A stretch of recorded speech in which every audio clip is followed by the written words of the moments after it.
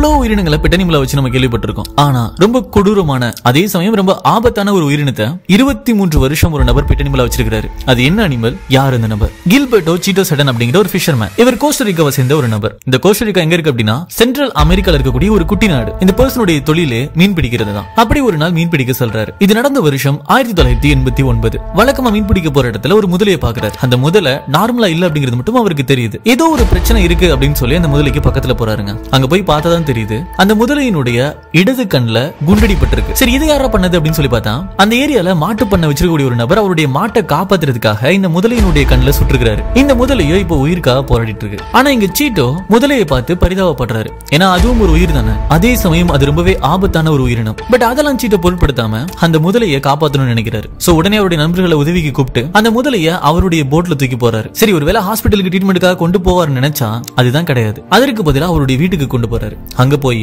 அதற்கு ட்ரீட்மெண்ட்டும் கொடுக்குறாருங்க. பட் இது அந்த நாட்டினுடைய சட்டப்படி தப்பு. பிகாஸ் நீங்க ஒரு crocodile வச்சிருக்கீங்க அப்படின்னா அதற்கான பெர்மிட் அப்படிங்கிறது நீங்க வாங்கிருக்கணும். ஆனா சீட்டோ அந்த மாதிரி ஒரு பெர்மிட் வாங்க கிடையாது. மறைமுகமா தான் இந்த எல்லா விஷயத்தையும் பண்ணிட்டு இருக்காரு. இதற்கிடையில அந்த crocodile வீட்டுக்கு கொண்டு வந்ததுல இருந்து ஒரு வாரத்துல மட்டுமே கிட்டத்தட்ட 30 கிலோ கறிய அதற்கு உணவா கொடுத்திருக்காரு. தொடக்கத்துல அந்த முதல்ல அதை சாப்பிடுறதுக்கு மறுத்தது. பட் சீட்டோ அதை சாப்பிட வைக்கிறதுக்காக நிறைய முயற்சி எடுத்தாரு. ஈவன் அந்த மீட்டை எப்படி மெல்றது அப்படிங்கிறது கூட அந்த முதலைக்கு இவர் டெமோ பண்ணி காட்டியிருக்காரு. அப்படியே நாட்களும் நகருதுங்க. இப்போ சீட்டோவும் அந்த crocodileம் க்ளோஸ் ஆகுறாங்க. எந்த அளவுக்கு அப்படின்னா சீட்டோ அந்த crocodile கட்டி பிடிக்கிறதா இருக்கட்டும், அதற்கு முத்தம் கொடுக்கறதா இருக்கட்டும், ஈவன் அது கூட பேசுறதா இருக்கட்டும், இந்த மாதிரி எல்லா விஷயங்களையும் ஒரு முதல கூட சீட்டோ பண்ணிட்டு இருந்திருக்காரு. இதற்கிடையில ஒரு முதலையை வளர்க்கறதுக்கான பெர்மிட்டையும் சீட்டோ அப்ளை பண்ணிருக்காரு. சரி, அதுவரை அந்த முதலை எங்க இருந்தது அப்படின்னா சீட்டோவினுடைய வீட்டுக்கு பின்னாடி இருக்கக்கூடிய ஒரு குட்டையிலங்க. இரவு நேரங்கள்ல சீட்டோ அந்த முதல கூட விளையாடுறத வழக்கமா வச்சிருந்திருக்காரு. பட் இது யாருக்குமே தெரியாது. சில மாசங்களுக்கு அப்புறம் அந்த முதலை நலம் பெறுது. இப்போ அந்த முதலைக்கு ஒரு பேரும் கொடுக்கறாரு. அதுதான் போச்சோ. அவங்களுடைய லோக்கல் லாங்குவேஜ்ல போச்சோ அப்படின்னா ஸ்ட்ராங் அப்படிங்கறத அர்த்தம். ஏன்னா இப்போ அந்த crocodile ஸ்ட்ராங் ஆயிருச்சுல, அதை மீன் பண்றதுக்காக தான் அந்த பேரை கொடுத்திருக்காரு. சரி, பேர் கொடுத்தாச்சு. அதே சமயம் அந்த முதலையினுடைய உடல்நலமும் சரியாயிருச்சு.